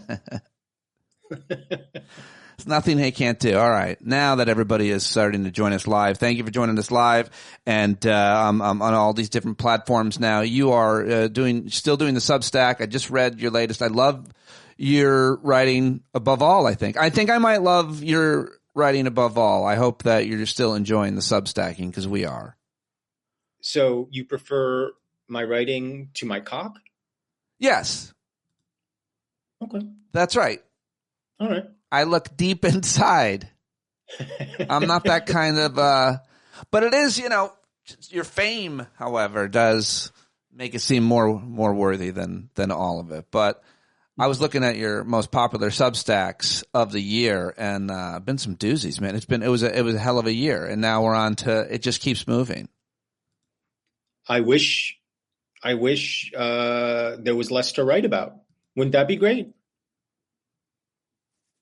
Spend more time fixing things, pursuing your hobbies and interests, and season 4 of the CNN show. That's exciting. Have you been enjoying that? You're so good on it. It's very good. I love that show. I'm glad CNN allows y'all to do it the way you do. It is such a fun show to do. Have I got news for you? It's on Saturdays on CNN. It comes back January 24th for our 4th season, as you mentioned. It's so fun. It's Roy Wood Jr. hosting, Amber Ruffin and myself as co-captains. And then we have guests who join our teams. And it's just, it's a comedy news quiz show, heavy on the comedy, light on the quiz. But yeah, it's great. It's super fun to do. I'm very, very grateful to CNN for, as you said, allowing us to do it the way we want to do it. They've been amazing. They haven't given us any problems at all. I love Roy. I've gotten to know him real well over the years. Very talented guy, but I'm guessing you realize at this point he's on the set. He's a monster. No eye contact. He's worse than you were on your Comedy Central show, I think. That's right. He is. Well, I mean, is Devo? Is that what you call the male diva? A Devo? He's a real prince as he walks around. He wasn't so goddamn talented. I would resent the hell out of it, but you got to give it to him. It's a funny cat. Where do you think we are in the world of media? It's interesting because you've got a foot in every part of it. And I don't know. I know what you're selling. I love the Substack. You're great on CNN. You're great on social media and wherever you go, podcasts like mine. But what do you take in? How do you know who to trust, Michael Ian Black?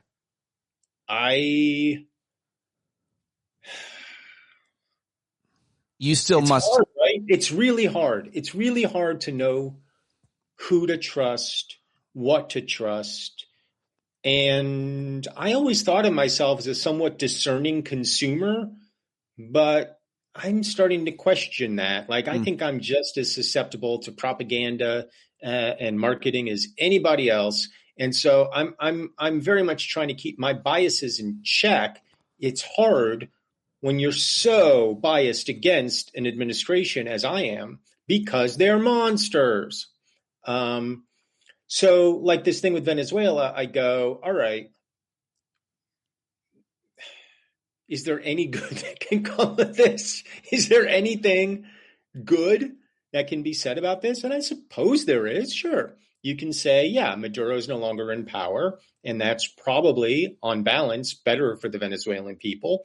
But the manner in which it was done and what the Venezuelan people presumably have to look forward to now doesn't look great from where I'm sitting.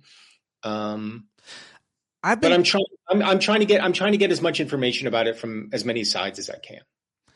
How much do you think about whatever's going to happen? You had this really interesting post connecting all kinds of dots and thoughts about what's happening in the world geopolitically right now. People should go read it at your Substack. But shouldn't we give a little bit more credit and have a little more little less arrogance on predicting such uncertain futures when it comes to especially these foreign policy things? Because I was thinking about how, remember when Trump... Who's making predictions of surety?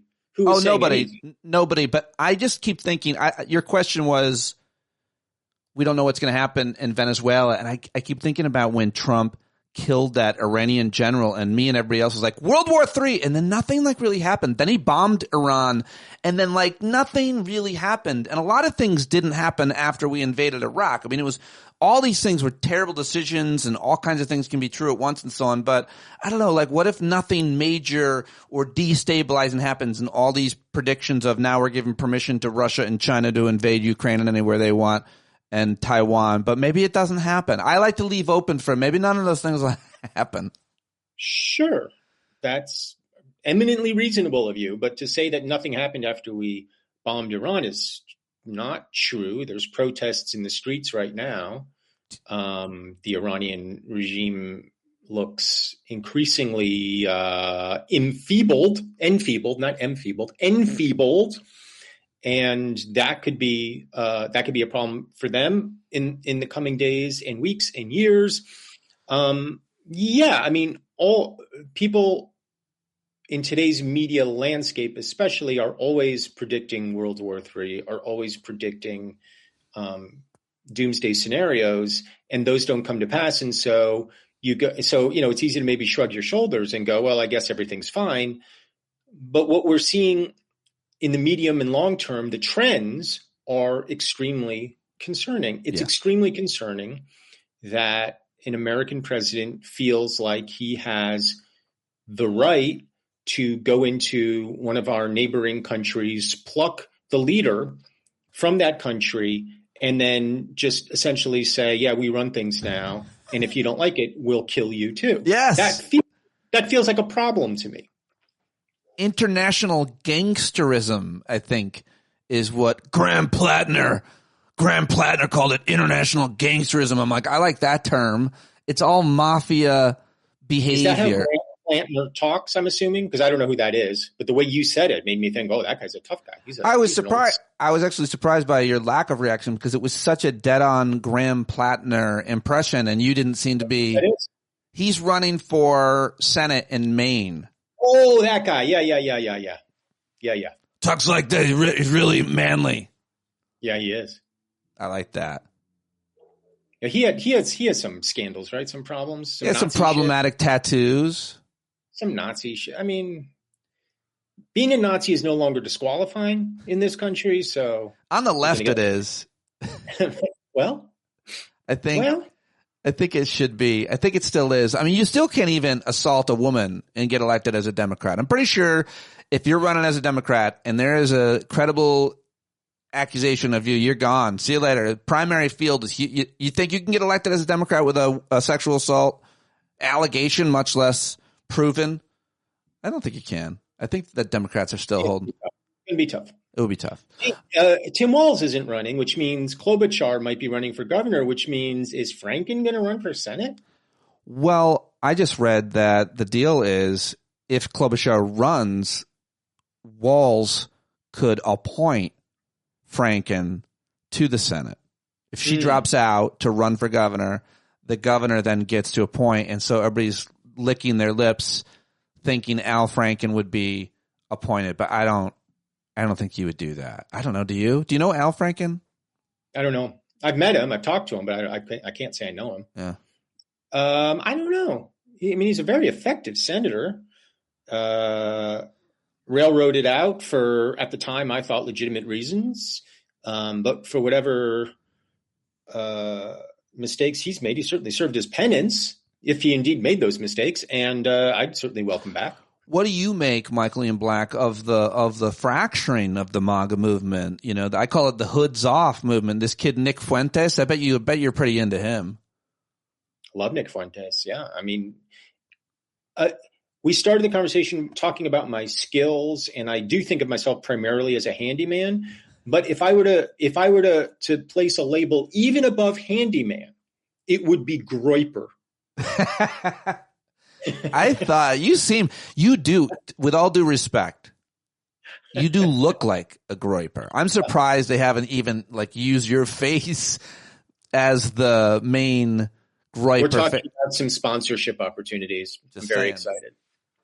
What do you make? I'll let you know. What do you make of what's happening? I mean, like, first, I mean, we got to go all the way back to, you wrote a piece that's very popular in your Substack about Charlie Kirk's death and the way everybody was remembering him and so on. But that wasn't too long ago. But that, I think the consequences or the results of that led to kind of a power vacuum in that lane, if you will. And it seems like he stepped in. Tucker Carlson is like, yes, sir, to Nick Fuentes. And you're seeing them like pick sides, all these influential conspiracy nut right wingers. And I don't know what's happening, but I wonder what you think is happening. I think you just described it. It seems like there are two potential power vacuums. The first is the one left by Charlie Kirk. The second is the one that will be left by Donald Trump in 2028. Right. I'm not of the opinion that he's going to try to run for a third term. If he does, I guess that's a whole other crisis. But it seems like, everybody's jockeying. The influencer side is jockeying for the Charlie Kirk thing. The political side is jockeying for the MAGA crown. There's obviously a lot of overlap between those two groups. So it seems to me that we'll continue to see more fracturing, more civil warring going on until that's settled. And in any normal political party, you would expect that. I mean, you would expect there to be people jostling and elbowing each other to try to get into positions of power. The problem is with MAGA in particular, the way you secure your position in the MAGA movement is to be ever more grotesque, offensive, belligerent, malevolent, and pugnacious. Yeah. And so what I think we're going to see is a contest between like J.D. Vance trying to rattle as many sabers as he possibly can between now and 2028, and then whoever's thinking about challenging him. The Marjorie Taylor Greene thing, I think, is interesting, not because I believe her in any way, shape, or form, but because it seems to me that she's trying to carve out the kinder, gentler MAGA lane, where she's going to position herself as a more palatable version of Donald Trump, a more palatable America First thing. And I think it's an interesting lane that she's choosing. I don't think it will be successful in any way, shape, or form. But yeah, I mean, I guess the Civil War aspect of it doesn't surprise me, but it does have potentially real world implications as expressed by this sort of Venn diagram overlap between the influencers and the political shop, because they both influence each other. And with the Peter Thiel / J.D. Vance faction, I think what we're looking at is ever more military action. And then, I mean, Marco Rubio might run in 2028, in which case that sets up another potential showdown within the administration, which could lead to, a Cuba invasion, a Greenland annexation, all the rest of it. I don't know. It's just a mess. It's just a fucking mess. Do you think we should take over Greenland? Yeah. I've been advocating for that for years. I mean, we need it. You heard the president. We have to have it. We have to have it. And don't ask me why. We just have to have it. No, I think your analysis is right on. I think it's fascinating what's happening, and it's consequential what's happening. Marjorie Taylor Greene would be running in the lane of America First that thinks that women should be allowed to vote, because Nick Fuentes doesn't think women should be allowed to vote. There's a lot of focus on the anti-Semitism, Michael, and I think that's fine and well and good, because I just watched Nuremberg. I paid full price for it. Wow. So you're not Jewish. Why, is there a free discount code? we don't pay full price. I know. So, but wait, do Jews get in free? We should get in free to Nuremberg, right? You should be able to watch it. They shouldn't be making money. That's a good point. You should write a letter, but they're very anti-woman, is what I'm saying. He doesn't. Well, yeah. I mean, Nick Fuentes is an anti-Semitic, misogynistic, 4'3" homosexual man, and now you say he's homosexual. He says he hasn't had sex with a woman, and so does this guy Nick Shirley. And I'm confused by this open, public, we as comedians thought that was all the best tongue in cheek. It was too hacky to even, say, but because no one would believe you. Now it's a virtue. I'm confused by that. But you say he's gay. Why do you think he's gay? I don't know. He just pings my gaydar. I don't know. Yeah, mine too, for sure. Also, everything he says and does just seemed incredibly gay to me. I don't know. I could be wrong. I don't think I am. Yeah, I think he, like, a lot of people also think, know that he is or something. Wasn't there a thing where he and that guy Destiny and Destiny's wife had some sort of three-way? Oh, really? Oh, I got to look that up. Everybody go fact check that for us. But I don't want to slander anybody. No. I'm just going to look up Destiny, Nick Fuentes, three. Tucker Carlson. If that generates anything. Okay, so it says there's apparently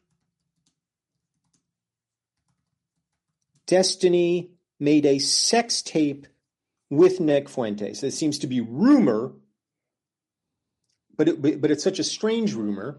It's, because Destiny is a left-wing progressive and Nick Fuentes is a Nazi, and it just doesn't seem like those two should bone. Maybe they weren't. Maybe it wasn't about their connection. Right. I've been there, Mm-hmm. You're not above a good hate fuck. Well, I'm not saying. I'm saying it wouldn't necessarily be like in the way at the top at first. I'd be like, I'm not trying to get into anything serious, but if you believe that, because I know you believe the moon is made of cheese, but we're both lonely, right? It's late. We've had a little bit to drink. Yeah. Let's just not talk. Tucker Carlson interviewed Nick Fuentes, and Tucker Carlson used to call him this weird little gay kid all the time. So if he can say it, we can say it. Mm-hmm. And also Tucker Carlson, I think, said that he saw him at a gay club, or somebody saw him at a gay club. Anyway, enough about Nick Fuentes. It's important, though, just to talk about that movement, that Groyper movement, all those young men. Why are they saying that they don't have sex with women? Why is that? Why does that give them a bigger following than me? Well, you also don't have sex with women. I guess but I don't, the difference is it's not by choice with you. Yeah, but the difference is I don't say it as out loud on camera. Like, that because we're friends. But I wouldn't be like, yeah, the one thing about me is no one ever wants to touch me. Yeah. Well, it's so weird. Like I guess what I think is that whole Nick Fuentes, Groyper, virgin incel thing is largely, maybe almost exclusively, an online phenomenon, and that real people who just comport their lives in ordinary ways, whether they're Trump supporters or not, aren't thinking that sex with women is gay. I don't know. I don't really understand. I think it just seems like it's clickbaity and weird and deliberately so. I do think, though, in the common thread is his arguments and his viral videos, whatever, and his influence is making real insidious arguments more palatable for a lot of dum-dums. Oh, no doubt that mainstreaming anti-Semitism, I was going to say mainstream misogyny, but you don't really need to do that. It's already mainstream. That has a lot of appeal to a certain segment of the population. And but it's no different than, mainstreaming Muslim hate or Haitian hate or anything else. I mean, it's just what they do. And they do it for very specific reasons, which I think we all understand, which is the same reason anybody scapegoats anybody. It's a way of asserting dominance, power, and it's a way of it's a magic trick. It's just saying, look at this over here, look at this over here, and then you're picking their. Well, it's also I think it's also the kind of grift or the grist that they have to feed on to define them. They're all victims, right? And they have to blame Somalis. Well, they've had it too good for too long. Those Somalis.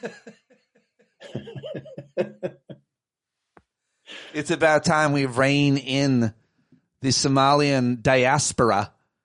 They deserve compensation, whether through Medicaid fraud or whatever, simply for dealing with Minneapolis winters after growing up in Somalia. They deserve something. I think that I would thought you were going to say they deserve compensation for the same reason like the Haitian community, like any of these communities that Trump and his minions have absolutely savaged. Like you should get money back because now you're being targeted. They target people all the time, but entire specific immigrant communities. The Haitians are eating the cats and dogs. The Haitians like we should get money for that. Somalians are all, they should be like, this shit was run by a white lady. Like pay us now that we're over here fucking working, doing all kinds of shitty jobs. And you're calling us monsters and animals and saying we eat your fucking pets. We eat your pets. Check, please. I mean, what is Haitian food? Like, what's good Haitian food? Do you even know? It's Creole food. It's like French inspired or something. I don't know. I can't believe I just said that. Creole was sort of an American hodgepodge of Haitian and French and Creole and all the rest of it. I don't know. What I do know is living in New York and a little in Florida, like, I don't know. The Haitian people are like really fun and funny, and I know that alone is racist, saying that a whole group of people is fun and funny, but certainly the ones I've met and worked with are just like the nicest people and really interesting, and I don't know, it just sucks. It's incredibly racist of you to call Haitian people nice and interesting. But it felt like it was more very broad brush. Jean Wyclef got in a lot of trouble for fraud and such. A lot of people do, but then they get pardoned. That's one of the most outrageous things that I feel like this asshole kind of does every day, just in case you're having a good hour. It's like, here's a guy who defrauded people out of their retirement. The worst white collar crime you can do is take someone's hard-earned savings, and I'm going to let him off the hook, and he doesn't have to pay any restitution. And then you're like, oh man, I was just feeling pretty good for an hour. I'm trying not to let the pardons bother me because there's so many other things that bother me. Yeah. So if he's letting people out of jail, I guess I'm just going to go, okay, yeah, whatever. There's just too many other things for me to get upset about. He's probably going to give Maduro a pardon. It's like catch and release. It's like showing his power. Hilarious if he pardons Maduro. If Maduro can come up with enough money, he will. He will pardon. That's true. It's absolutely right. And I'm sure he probably wasn't smart enough to already make that offer. He wouldn't have gotten snatched in the middle of the night if he would have just moved and sent a check to Don Jr. Right. We can call this. What do you think the going rate for a Maduro pardon is right now? Oh, I think they look at the wealth of the target and decide. Do you think it's more than 100 million? It's just a pardon's so easy, and nothing costs him anything. So it's no, probably not. You think 50? You think more? That's probably he's got a lot somewhere. I don't know how much he's got. They know how much he has.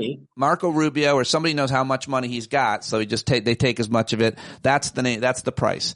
We know how much money you have, and if you want the thing that you need, the only thing that I can give you, it's all mafia. It's all mafia. It's the easiest way to understand it, and it's just so hard to believe that we're. I mean, the Europeans are scared to react right now, which is crazy. I mean. The idea, I understand that it's dangerous to upset the United States. I understand that could be a little bit dangerous, but if you're the European Union, if you're NATO, it just seems like you have to come incredibly strong at this guy. It's the only thing he respects. He doesn't respect negotiation. He doesn't respect diplomacy. He backs down from threats. I mean, he's a pussy, ultimately. And why Europe and isn't taking a harder line, I don't fully understand. It seems like... Yeah, I mean, I started my column today with a quote from him, which is now a very famous quote, where he said, "Nobody can stop us," a couple of days ago. Yeah. And he's right. Nobody's stepping up. Nobody has the will to stop this guy. And it's incredibly unclear right now what it is he's trying to accomplish. I mean, I have my own ideas, which I wrote about yesterday, which are paranoid delusions, but I don't think they're too far off. I actually really liked that piece, but I just kept coming away from, and I'm not certain that you were saying this, that much of the plan comes from Trump himself versus those around him, because I don't think he planned the end of the day. No, I probably implied that Trump was thinking during my piece, and I didn't mean to imply that. I do think there's a plan. I think Trump is aware of the sort of basic outlines of it and approves of them, but I think that it's more nefarious and further reaching than anybody's talking about. And I think it ultimately ends with a Russian-American pact. That is my prediction. If MAGA were to stay in power, which I don't know that they will. It's a very interesting piece. People should go read it. What do you think about the idea of you and I on a humanitarian mission together? We rent a 30-foot boat, 3 outboard motors, and we patrol the Caribbean and we publicize it. So you have a huge social media following, and I have a boating license, and we'll show people that we should be able to ride in our boat around in the Caribbean. How do you feel about this idea and doing this with me as a humanitarian? What is your life insurance situation like right now? I have a life insurance policy. You too, so let's go. I think maybe you should put your money where your mouth is. Mm-hmm. And what am I trying to communicate here? That we are allowed to navigate international waters without. Well, it's bringing attention overall. It brings attention to the assassinations and potentially ours. Right. If we get blown up, that would be maybe a crucible, an inflection point. But I'm a patriot. It would be great for my career. Well, nobody knows my name now. I get blown up in the Caribbean. I think they're going to zoom in with that military camera, and it's like you'll be clinging to a piece of wood, and they'll be like, "Is that Michael Ian Black? Is that the guy from VH1?" What do you think of? I just got to ask you this, and then I'll leave you alone. I know you have to go do some handyman stuff. What do you think about? I should look. Maybe you wrote about it recently, or maybe the Epstein. Everybody says this is a wag the dog, a distraction. This Venezuelan thing from Epstein and everything else that he just really made Trump unpopular. But what do you think is going to happen with this Epstein thing? Do you think we're all going to find out? Exactly nothing is what I think will happen. Oh. Well, I mean, we could find out.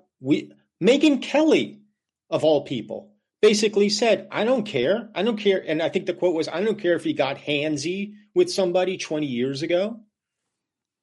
So I think MAGA world has already accepted the idea that Trump is, at the very least, a sexual criminal and potentially a pedophile. Or if not a pedophile, then at least guilty of crimes with children, sex crimes with children. And I think they don't care. And if they don't care, then nothing's going to happen because the Democrats can't do anything. I think you're wrong, and I'm almost always right, as you know. And I love when people say, as you know, it's about a thing that they don't know and don't agree with. It's such a shitty thing to do. As you know. So, and what I mean is, I think the only reason he's not letting us see this and has worked so hard to make this cover up is because it is so bad. And I believe it's all about him being a cuck to Melania and Jeffrey Epstein. And it's got to be worse than that. It's got to be him with lots and lots of girls or something. And that's why, and more. And otherwise, why would he cover it up so much if what you're saying is correct? It's all I hang my hat on, and I know I'm always right. I'm not saying he didn't do anything. I'm saying if there was the evidence that you're suggesting there is in those files, it would have come out. Yeah. If there was a smoking gun, we would have seen it already. I suspect. I could be wrong. I want you to name what the smoking gun might be, because I don't know, but but Stormy Daniels has said it's the size and shape of a mushroom. Oh, wow. I mean, my honest assessment of the case of Donald Trump and Jeffrey Epstein is as follows. I do not believe Donald Trump is naturally inclined towards pedophilia. However, because of everything we know about him and his endless desire to be accepted and loved by people who he perceives as being powerful and or rich, I think he was well aware of what Epstein was doing. I think he probably was a conspirator, but was an accessory to it. Yeah, which is just as bad.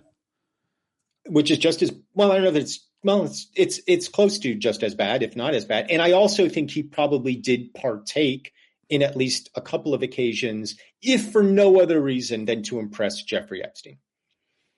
That's my best guess as to what happened.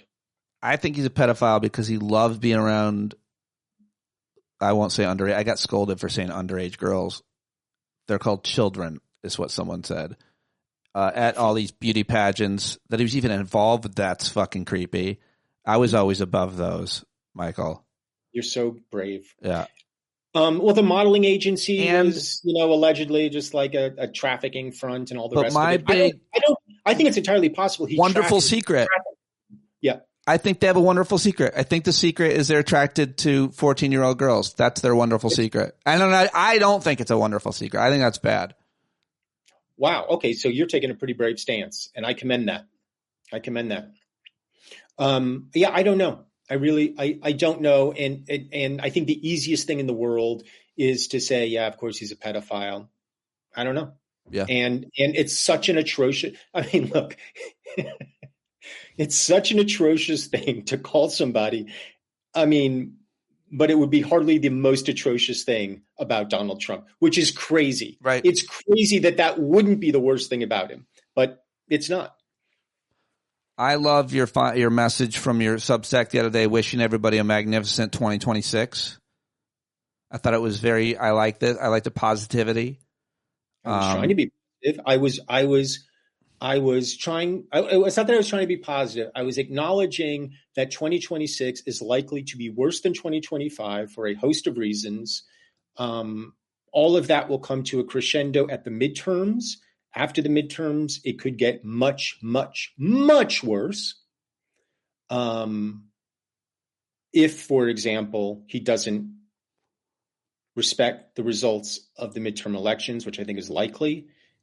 Because I think it's likely Democrats will do very, very well. When that happens, how he responds could throw the country into legitimate crisis, even more than we're having right now. But having said all that, I also said that you wrote my words, so I'll just read them. I wanted you to. I was putting that in the chat, and I was going to ask you to read it. But this is the end. Here it is. I wish you all a magnificent 2026 in whichever ways you find magnificence. Whatever challenges come this year aren't yours to bear alone. Be there for each other. Allow others to be there for you, which is oftentimes the more difficult task. Give yourself space when you need it and rush headlong into the crowd when they need it. Maybe write something, a few words, a memory. Do it just for yourself. Maybe make something. Allow yourself to be large and small. Allow yourself to be hard and soft. That wasn't a dick joke. Allow yourself. The coming year is likely to be bad, but good things will happen, maybe many of them. My wish for you is that in these bad times, you remain alert for the good. Oh, I loved it. I loved the way you wrote it. I love that you wrote it. I love that it came from you, and I love that you just read it. Oh, it was ChatGPT. I don't write anything. Oh, wow. Yeah, I don't even know how to write. Are you in a relationship with one of those? Here's the thing. I have experimented a little bit with ChatGPT, and what I found almost immediately, I found it confounding that anybody would fall in love with ChatGPT when it's so obviously like inhuman, ahuman, like just not human in any way, shape, or form. It speaks to you the way it clearly thinks you want to be spoken to. And if you're that dumb to fall for that as a kind of, that you think that the stripper at the bar really likes you, then I don't know, you shouldn't have access to it in the first place. I think that that's the kind of privileged, not lonely enough attitude I hear from you. You have a lovely, lovely wife. You posted a picture of her, I think, on her birthday or something, and might I say, just a ravish, beautiful woman. And that's her 8th best quality, I'm guessing. But really. Ravishing? You described my wife as ravishing? Is that a word? Yeah, it's a word, but to ravish somebody is to have your way with them. Are you saying you want to have your way with my wife? Yes. Oh, thank you for clarifying. That's why I asked. If you must put me on the spot, but I just want to talk architecture with her. But I think that people are lonely with their chat GBTs or something. I don't know. I agree with you, and I think that people should not do that. But the way that some people talk about them, it is as if they're a trusted friend, and I don't. Really weird. I do think it's a useful tool. Like, I'm not one of these people who is like reflexively anti-AI. I acknowledge all the problems with it. But I have found that if you have a very specific question, it's an excellent way to get an answer. Like just today, I was saying, how do you put up shelves? And it said, first things first, make sure your coffee cups are as close to where you're working as possible. Yeah. I did. It worked out great. Your sabotages. I like that. Michael, thank you for joining me today. As always, a real pleasure. Keep up all the great work in 2026. I am so grateful to have you joining me whenever you do. Thank you, Pete. I always enjoy being with you. Bye, everybody. Thanks for joining. See you later. All right, there you go. Michael Ian Black, Dr. Alejandro Velasco, and me. That's it. Thank you. And you. Also, you were here. And I really appreciate you being here at the end of an almost 2-hour show. Wow, you guys are the greatest. On my way to D.C. for a commemoration of a horrible anniversary of the January 6th insurrection. And I'll post some content for tomorrow about that. That will probably be tomorrow's show, and then we'll get back to the regular format on Thursday. And I will see you at the Hangout Thursday night, and join us in Vegas for Pod Jam, April 9th through 12th. And that's all I've got. John Carroll, take us out as he always does.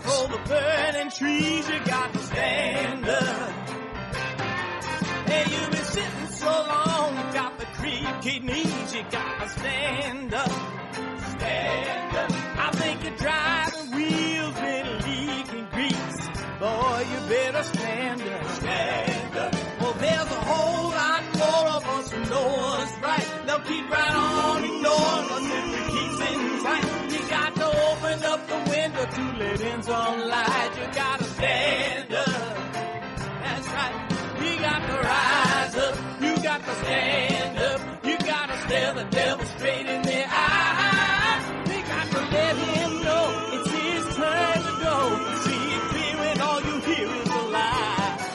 Don't get up off of your butt, get down off of your fence. Even if it ain't a very friendly audience, well, they'll begin to listen when you start making sense. And you stand up, stand up. No need to point your rifle to defend your town. Just stand up. Can't deny you what you're laying down. Boy, you better stand up. Stand up. Show your face of every color, yellow, black, red, and brown. This is the place where every lost child will finally be found. There's only one thing to do before we stand our ground, and that's stand up. Stand up. Well, the founding fathers saw a land for all. They had to stand up. They had to stand up. They had a keen imagination for a crystal ball, drawing all the plans for a stand up. But all they had to go on was the time they were in, with other causes for laws, and since they weren't even sin, they knew that change was gonna come before the change would begin. They had to stand up. All right, they had to stand up. We got to stand up. We got to look the devil square in the eye. We gotta let him know just a lie. Why you lying awake wondering where the money all went? It'll be the cost of freedom that'll go unspent. You can see them flee the scene of that experiment if you stand up. Alright, we got to speak up, we got to reach up and raise your voice in every way you know how. Don't be toes up, you got to show up. Ain't no better time to do it but now. No need to pledge allegiance to no wanton tribe. Rise up, show obedience to the voice inside, and listen well and it'll tell you not to run and hide. It's